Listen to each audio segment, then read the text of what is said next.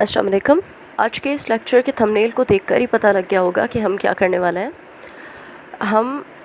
हमें पता है कि एमडीकेट और ईकेट में वोकैबुलरी ऑब्वियसली हर टेस्ट में बहुत ही ज़्यादा इम्पॉर्टेंट है, लेकिन एमडीकेट में हमें एक लिस्ट प्रोवाइड की जाती है। ये कुछ सालों से ही हो रहा है, इससे पहले ये नहीं होता था और ये बहुत बेनिफिशियल है कि एक हमें list of vocabulary, list of words दी जाती हैं, उनमें से हमारे सिनोनिम भी आ जाता है, एंटोनिम भी आ जाता है।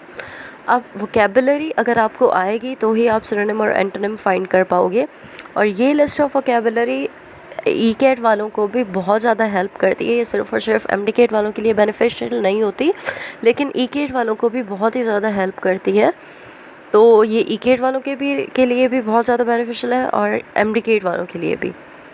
मेरी आवाज़ इस वजह से ऐसी है, मेरा गला ख़राब है और कुछ डेज़ के बाद मैं वीडियो रिकॉर्ड नहीं कर सकती, तो इफ़ इट्स ट्रबलिंग यू, आप वॉइस स्लो डाउन करके भी सुन सकते हैं, पर इस चीज़ को मिस नहीं करना है। स्पेशली मैं अपने बच्चों से कह रही हूँ, जो मेरे अपने स्टूडेंट्स हैं, जिन्होंने ये चीज़ अगर कवर नहीं की हुई तो बच्चा यहाँ से कर लें, अगर की हुई है तो आप भले स्किप कर दें। अच्छा, now let's not discuss this more and let's just go through the words. सबसे पहले कुछ वो वर्ड्स, क्योंकि मैं चाहती हूँ कि आप वोकैबुलरी आसानी से याद करें, तो सबसे पहले वो वाले वर्ड्स कर लेते हैं जिसमें मैं मीनिंग उनकी एक्सट्रीम लेवल पर बताने चाह रही हूँ। मतलब एक्सट्रीम हेट है तो उसको इंग्लिश में क्या करेंगे, एक्सट्रीम लव है तो उसको इंग्लिश में क्या करेंगे, मुझे हद से ज़्यादा तकलीफ़ है तो उसको इंग्लिश में कैसे बोलूँगी। अगर हद से, हम वैसे तो वेरी लगा देते हैं उस वर्ड के साथ, पर वेरी ना लगाकर एक्सट्रीम लेवल पर एक चीज़ बताना चाहें तो वो कैसे लिखेंगे, वो इनमें आते हैं। वो वर्ड्स आए भी हुए हैं, आते भी हैं। उन वर्ड्स को पहले मैं डिस्कस करने वाली हूँ लिस्ट के साथ, और उसके बाद फिर हम बाकी के जो इधर उधर के वर्ड्स हैं जो भी हैं वो डिस्कस करेंगे। तो फर्स्ट वर्ड हमारा है एक्सट्रीम हेट। ये वर्ड की मीनिंग है, ये वर्ड नहीं है एक्चुअली। वर्ड जो है वो है अबोर, ABHOR, अबोर। एबोर कहते हैं कुछ लोग अबोर कहते हैं, कुछ लोग एबोर कहते हैं। आप बोलो कुछ भी, यहाँ पर आपकी प्रोनाउंसिएशन चेक नहीं हो रही, लेकिन अगर ठीक है, ठीक बोलते हो तो और ज़्यादा बेटर होता है, पर बस वर्ड आपको याद होना चाहिए। अबोर वर्ड की मीनिंग है एक्सट्रीम हेट, हद से ज़्यादा नफ़रत। अब इसको एक याद करने की ट्रिक मैं आपको बताऊँ, मीनिंग्स हम भूल जाते हैं। आप किसी ऐसी चीज़ को माइंड में रख के अबोर के साथ सेंटेंस बना लें जिससे आप बड़ी नफ़रत करते हैं, क्योंकि वो सबका सेपरेट होगा। तो मैं कोई इंडिविजुअल किसी चीज़ का नाम नहीं ले सकती। आप शायद किसी और चीज़ से नफ़रत करते हो, मैं किसी और से करती हूँ, कोई और किसी और से करता है। चलो मैं कहूँ कि आई अबोर टेररिज्म। टेररिज्म से तो हर कोई नफ़रत करता हो ऑब्वियसली, पर हद से ज़्यादा नफ़रत करना, तब आप अबोर वर्ड यूज़ करें। हद से ज़्यादा नफ़रत करने को एक और वर्ड भी कहते हैं लोथ, LOATHE, जो कि अगर आ जाता है तो इसके सिनोनिम में आ जाएगा। दूसरा अगर इसके सिनोनिम में आ जाता है तो वो डिटेस्ट आ सकता है, DETEST।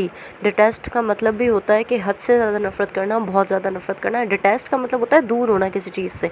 अब दूर आप उसी चीज़ से होगे जो आपको पसंद नहीं होगी, या जो आपको पसंद होगी उससे तो आप दूर नहीं हो सकते, या फिर उससे ख़ुद को परे नहीं रख सकते, दूर नहीं रख सकते। तो आप ये वाले वर्ड्स भी याद कर सकते हो, सिनोनिम में आ जाता है। अच्छा, ये तो हो गया जी एक्सट्रीम हेट। एक्सट्रीम हेट के अपोजिट होता है एक्सट्रीम लव, मतलब मैं उसे हद से ज़्यादा प्यार करता हूँ या कुछ भी। तब आपको ये वर्ड याद रखना है, अडोर। ये बहुतों को पता भी होगा, इसका सिनोनिम क्या हो जाएगा। फॉर एग्ज़ाम्पल एडमायर हो सकता है, एक्सट्रीम लाइकनेस हो सकता है, कुछ भी हो सकता है लाइकनेस से रिलेटेड, लव से रिलेटेड। तो आप वो इसके सिनोनिम फाइंड कर लें। अब वर्ड की आपको ना कि एनोनिम और सिंटोनिम, एंटोनिम और सिनोनिम्स याद करने होता है, सॉरी फॉर दिस, आपको याद करने होते हैं एक्चुअली वर्ड की मीनिंग। मीनिंग आ गई ना, एंटोनिम्स और सिनोनिम अपने आप ही समझ में आ जाता है, क्योंकि अगर आपको वर्ड की मीनिंग आ रही है तो आप समझ सकते हो कहाँ पर यूजेज है और कहाँ पर उसकी क्या मीनिंग बन रही है, ठीक है। अच्छा, नेक्स्ट आ जाए, मैंने कहा था एक्सट्रीम लेवल पर। अगर एक्सट्रीम पेन हो, वैसे तो हम कहते हैं कि ठीक है दर्द है, बहुत दर्द है। एक्सट्रीम पेन पर फिर हम कहते हैं कि बहुत ही अज़ियत में मुब्तला है वो इंसान, या बहुत ही तकलीफ़ में है, तब आप कह सकते हो एगनी, AGONY, एगनी, मतलब हद से ज़्यादा पेन में। अब हद से ज़्यादा पेन का अपोजिट निकाल लें, फॉर एग्ज़ाम्पल मैं कहूँ हद से ज़्यादा खुशी में और हद से ज़्यादा जॉय में, एक्सट्रीम जॉय। तो वैसे मैं कहूँ आई एम वेरी जॉयफुल, उससे अच्छा है मैं कह लूँ I am feeling aesthetic, aesthetic कहते हैं, एक्सटेटिक कहते हैं, आप जो भी कहना चाहें, लेकिन इसकी स्पेलिंग है ECSTASY। तो एक्सटेसी को आप एस्थेटिक भी कह सकते हो, एक्सटेसी भी कह सकते हो, सिर्फ और सिर्फ पार्ट ऑफ स्पीच का फ़र्क है और कुछ नहीं है। वहाँ पर होता है एक्सट्रीम जॉय, हद से ज़्यादा खुशी। अब इस तरह से कुछ और वर्ड्स आते हैं। एक होता है टायर्ड, थका हुआ सिर्फ, लेकिन हद से ज़्यादा थका हुआ, तो वो आप कहेंगे एग्जॉस्टेड, EXAUSTED, एग्जॉस्टेड। अब इनको आप याद कैसे करेंगे? एक तो एक्सट्रीम वाले तो एक्सट्रीम तरीके से याद कर लेंगे, कुछ को ऐसे याद कर लें, अपनी डेफिनेशन बनाने की कोशिश करें कि अगर आप कह रहे हो कि मुझे ये बंदा, उस बंदे को याद कर लें जो आपको हद से ज़्यादा प्यारा है और उसके साथ अडोर लगा दें, आई अडोर हिम या आई अडोर हर। आपको याद हो जाएगा कि अडोर का मतलब क्या होगा। वैसे आप भूल सकते हो, लेकिन उस बंदे को याद करोगे जिसे आप हद से ज़्यादा प्यार करते हो, तो आपको याद आ जाएगा इस इंसान से तो मैं हद से ज़्यादा प्यार करता हूँ, तो अडोर अपने आप माइंड में आ जाएगा। अच्छा, ये तो हो गया कि किसी चीज़ को या किसी इंसान को माइंड में रख के मीनिंग को समझना। लेकिन एक और ट्रिक होती है वोकैबुलरी याद करने की, जिसको हम कहते हैं निमोनिक्स। अब आपको टर्म याद करने की ज़रूरत नहीं है, उससे बस ये होता है कि हम चीज़ों को रिलेट कर रहे होते हैं, आपस में रिलेट करके और उनकी मीनिंग्स निकाल रहे होते हैं। तो वो वाली ट्रिक मैं आगे जाके यूज़ करने वाली हूँ, यहाँ पर नहीं, क्योंकि यहाँ पर नहीं, वो ट्रिक हर जगह नहीं चल पाती। ये है कि कुछ जगह चल जाती है, कुछ जगह नहीं चल पाती, तो मैं आगे जाके यूज़ करने वाली हूँ। अब मैं वो जो यूज़ करने वाली हूँ उसके लिए मैं आपको एक वर्ड बताती हूँ, anomaly, ANOMALY, anomaly. Anomaly word को मुझसे याद नहीं हो रहा, ठीक है, मैं भूल जाती हूँ बार बार इसका मीनिंग क्या है। वैसे इसकी मीनिंग है कि जो नॉर्मल से चेंज हो, नॉर्मल ना हो। जैसे एबनॉर्मल कहता है ना, आप एबनॉर्मल को अनॉर्मल से रिलेट करके याद कर लो।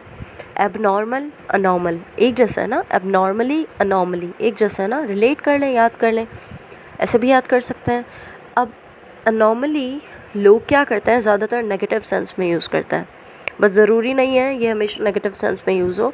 इवन एबनॉर्मल वर्ड जो है, हम हमेशा ही कहते हैं भाई एबनॉर्मल है, इसने मुझे एबनॉर्मल कैसे बोल दिया, मतलब मैं पागल हूँ, कोई बेवकूफ़ हूँ, जबकि वो बेवकूफ़ पागल को नहीं कह रहे होते। एबनॉर्मल का मतलब है कि नॉर्मल ना होना, या तो वो नॉर्मल से ऊपर हो सकता है, मतलब बियॉन्ड हमारे लेवल हो सकता है। जैसे मैं कहूँ कि ये बंदा, अगर मैं यहाँ के सेंस में कहूँ ना, क्योंकि सोसाइटी इफ़ेक्ट करती है हमारी वोकैबुलरी को, यहाँ के सेंस में कहूँ किसी को एबनॉर्मल तो वो बुरा मान जाएगा। लेकिन मैं अगर इंग्लिश डिक्शनरी के हिसाब से अगर किसी को बोल दूँ ना कि ये एबनॉर्मल है और वो सच में बहुत ही ज़्यादा इंटेलिजेंट है, नॉर्मल के जैसा नहीं है। अच्छा, आइंस्टाइन को एबनॉर्मल कहा जाता था, लोग बोलते थे उसको, क्योंकि वो उन लोगों के जैसा नहीं था। अब हमारे लेवल का ना होना, उसको भी हम एबनॉर्मल कह सकते हैं। वो तो खैर नेगेटिव सेंस में ही यूज़ करते थे, पर मैं पॉजिटिव में भी यूज़ करना चाह रही हूँ, और पॉजिटिव में भी ये यूज़ होता है। Just want to give you example कि पॉजिटिव में कैसे होता है। पॉजिटिव में ऐसे होता है कि जो आपके लेवल का नहीं है, आपके एवरेज बच्चों के जैसा नहीं है, एवरेज स्टूडेंट्स के जैसा नहीं है, एवरेज लोगों के जैसा नहीं है, नॉर्मल नहीं है, तो हम उसको एबनॉर्मल कहते हैं। चाहे वो फिर उनके लेवल से कम हो, चाहे वो उनके लेवल से ऊपर हो। लेकिन खैर हमारी सोसाइटी में ये एबनॉर्मल वर्ड लेवल से कम वाले के लिए यूज़ होता है, ना कि लेवल से ऊपर वाले के लिए। अब इसके सिनोनिम लेना चाहें तो हम ले सकते हैं पेक्यूलियर। पेक्यूलियर कहते हैं बहुत ही अजीब चीज़ को, PECULIAR। ऑडमेंट, ऑडमेंट वर्ड की मीनिंग में ही आपको मिल जाता है ऑड लफ्ज़। अब ऑड समझ जाए, ऑड क्या होता है, अजीब को कहते हैं, जो चेंज हो, जो, या फिर रेयर, रेयरिटी भी एक इसका सिनोनिम है, RARITY। रेयरिटी निकला है रेयर से, क्योंकि मैंने अनॉमली यूज़ किया है तो मुझे इसकी मीनिंग भी इसी तरह से निकालनी पड़ी है, रेयरिटी। रेयरिटी रेयर से निकला है। अब रेयर का भी आपको पता है कि जो बहुत ही कम है, जो एवरेज नहीं है, जो नॉर्मल नहीं है, जो एक लेवल होता है ना, कहते हैं इस लेवल में कोई आ रहा है तो वो एवरेज, हमारे एवरेज बच्चे हैं। लेकिन ऐसा बच्चा रेयर है तो वो रेयरिटी कम हो जाएगा, जैसे डायमंड्स यहाँ पर रेयर है, तो आप इस तरह से याद कर सकते हो। और दूसरा ये है कि इसका एंटोनिम निकालना चाह रहे हैं तो एवरेज वर्ड ले लें, स्टैंडर्ड वर्ड ले लें, इस तरह के जो भी आपको एक लेवल तक बता रहा है तो ठीक है, वो आप वो वर्ड जिसके एंटोनिम ले सकता है अनोमली के। अब ए से जब मैंने स्टार्ट किया है तो ए की मुझे लिस्ट भी लेनी है। इस तरह से एक और वर्ड है जो कि है एब्डिकेट। ये एब्डिकेट में आ चुका है और ऐसे वर्ड्स आते भी हैं और उनकी लिस्ट से ही ऑब्वियसली मैं निकाल रही हूँ, तो आएंगे ही आएंगे। एब्डिकेट वर्ड ABDICATE, इसका मतलब होता है, मीनिंग बता रही हूँ फ़िलहाल, सिनोनिम नहीं बता रही। मीनिंग इसके होता है जैसे किसी चीज़ से आप निकल जाओ अपनी विल से, या फिर किसी भी पोजीशन को आप छोड़ दो, कोई जॉब आप छोड़ दो, किसी ऐसी सीट पर हो जो आप छोड़ना चाह रहे हो और उस चीज़ से निकलना चाह रहे हो, नहीं करना चाह रहे फर्दर कंटिन्यू, तो आप कह सकते हो एब्डिकेट। जैसे रिज़ाइन भी कह सकते हैं इसका सिनोनिम, विथड्रॉ भी हो सकता है इसका सिनोनिम। और ये एक चीज़ माइंड में रखें कि आप किसी चीज़ को छोड़ रहे हो, वो चीज़ ज़्यादातर या तो कोई अथॉरिटी, फॉर्मली अथॉरिटी होगी, या फिर कोई ऐसी सर्टेन पोजीशन होगी जिस पोजीशन पर आ रहे हो। अच्छा, आप एब्डिकेट के ये तो थे सिनोनिम्स। अब मैं ऑपोजिट की बात कर रहा हूँ, मतलब एंटोनिम्स की बात कर रहा हूँ, तो इनके डायरेक्ट एंटोनिम अगर मैं लूँ तो वो मुझे नहीं मिले, डिक्शनरीज में भी नहीं है, लेकिन हाँ ऐसे होता है कि समहाउ अपोजिट आपको मिल जाता है। वो समहाउ अपोजिट जो हम यूज़ करते हैं एब्डिकेट वर्ड के रिलेटेड, वो हो जाता है प्रोटेक्ट, या फिर सिक्योर, या सीज़, SEIZE वाला सीज़ कह रही हूँ, टेक ओवर, किसी चीज़ पर कब्ज़ा जमाना जैसे हम कहते हैं, तो डिफेंड कह सकते हैं। इस तरह से हम अपने एंटोनिम्स इसमें ऐड भी कर सकते हैं, और यही वाले आता है एग्जैक्ट, क्योंकि इनके हैं नहीं। Next word is abridge. Abridge, abridge जो भी कहें, अब्रिज कहते हैं हम। उसका अगर आपको याद करना है अब्रिज की मीनिंग, तो एक इस तरह से ब्रिज का एग्जांपल ले लें। ब्रिज क्या करती है, दो रास्तों को या दो रूट्स को आपस में कनेक्ट करती है, उनके बीच में एक ब्रिज बनी होती है जो उस रास्ते को समहाउ समझें कि छोटा कर देती है, शॉर्टन कर देती है। तो अब्रिज का मतलब भी एक्चुअली यही होता है, टू शॉर्टन और ओमिट करना किसी चीज़ को। ओमिट मतलब उस चीज़ को ख़त्म कर देना, किसी वर्ड को हो सकता है, किसी सेंटेंस को हो सकता है, क्या कंडेंस करना, छोटा कर देना, लेकिन बिना उसकी मीनिंग लॉस किए। अब इसके सिनोनिम्स देख लें तो हम कह सकते हैं कंडेंस, मैंने आपको वर्ड बता दिया। दूसरा वर्ड हम इसको डिमिंश भी लगा सकते हैं सिनोनिम में। डिमिंश का मतलब भी होता है ख़त्म करना या एंड कर देना, इस तरह से। और एब्रीविएट कह सकते हैं। एब्रीविएट क्या होता है, एब्रीविएशंस होती हैं वर्ड, उसमें भी हम वर्ड को शॉर्ट कर रहे होते हैं, मतलब उनका फर्स्ट वर्ड ले लेते हैं। और दूसरा ले सकते हैं कर्टल, CURTAIL। कर्टल का मतलब भी होता है कम करना, ख़त्म करना, कंडेंस करना। तो ये 3-4 सिनोनिम्स इसके आ जाते हैं। और एंटोनिम पर आ जाएं तो एब्रिज का मतलब है क्योंकि कम करना, शॉर्ट करना, ओमिट करना, तो ऑब्वियसली उसका एंटोनिम जो होगा, अपोजिट जो होगा, वो होगा इंक्रीज़ करना, एक्सटेंड करना। एक्सटेंड वर्ड माइंड में रखें। एलोंगेट वर्ड माइंड में रख लें। एलोंगेट का मतलब भी होता है बढ़ाना। प्रोलॉन्ग कर लें, प्रोलॉन्ग के वर्ड के अंदर ही लॉन्ग है तो आप समझ जाएं। और दूसरा वर्ड होता है PROTRACT, प्रोट्रैक्ट। प्रोटेक्ट नहीं, प्रोटेक्ट वो हिफाजत करने वाला नहीं, ये है प्रोट्रैक्ट। प्रोट्रैक्ट का मतलब भी होता है कि उसको लेंथन करना किसी चीज़ को। वर्ड है एक्यूमेन। एक्यूमेन का मतलब होता है मेंटल शार्पनेस या फिर कीननेस, चालाक होना, अक्लमंद इंसान, उसको हम कहते हैं एक्यूमेन। जो दूर अंदेशी कर सकता है, जो बहुत ही ज़्यादा मेंटली शार्प होता है, उसको कहते हैं एक्यूमेन। अब उसके सिनोनिम्स किस तरह से आ जाएंगे, विट वर्ड ले लें, WIT। विट मतलब चालाकी होता है, विट मतलब होता है अकल, तो अकल से जो काम लेता होगा उसको भी एक्यूमेन कह सकते हैं, तो ये सिनोनिम में आ जाता है। शार्पनेस आ जाएगा, इंटेलिजेंस आ जाएगा, क्लियर साइटेडनेस आ जाएगा, फॉक्सीनेस। क्लियर साइटेडनेस का मतलब है जो क्लियरली चीज़ों को दूर अंदेशी कर सकें और चीज़ों को पहचान सके, तो वो चालाक बंदा ही कर पाएगा। फॉक्सीनेस वर्ड इसलिए यूज़ किया गया है, फॉक्स से रिलेटेड याद कर लें कि फॉक्स क्या होता है, वो शार्प होता है बहुत ज़्यादा, तो फॉक्सीनेस भी इसी का सिनोनिम है। कीननेस आ जाता है, श्रूडनेस आ जाता है। श्रूड भी हम किसी तेज़ चीज़ को कहते हैं ये तलवार बहुत तेज़ है तो उसको कहते हैं श्रूड है, तो इस वजह से श्रूडनेस भी लग जाता है। और एंटोनिम्स में लें तो सारे अपोजिट इस तरह से कि जो बेवकूफ़ में आ जाए, नेवनेस कह लें, नेव बेवकूफ़ को कहता है, इनोसेंट कह लें। इस तरह के जो भी वर्ड्स होंगे जो रिलेटेड होंगे बेवकूफ़ी से और ऐसे जो ब्रेन से रिलेटेड नहीं होंगे, नेगेटिव होंगे उनके, तो वो सारे अपोजिट में ले सकते हैं। ये बहुत सिंपल वर्ड्स आ जाएंगे इसमें अपोजिट में। नेक्स्ट वर्ड है अडहेरेंट। अडहेरेंट निकला है अडहेयर से। अब अडहेरेंट इसको समझने के लिए मैं आपको एक चीज़ बताती हूँ। एडहेसिव कभी आपने सुना है?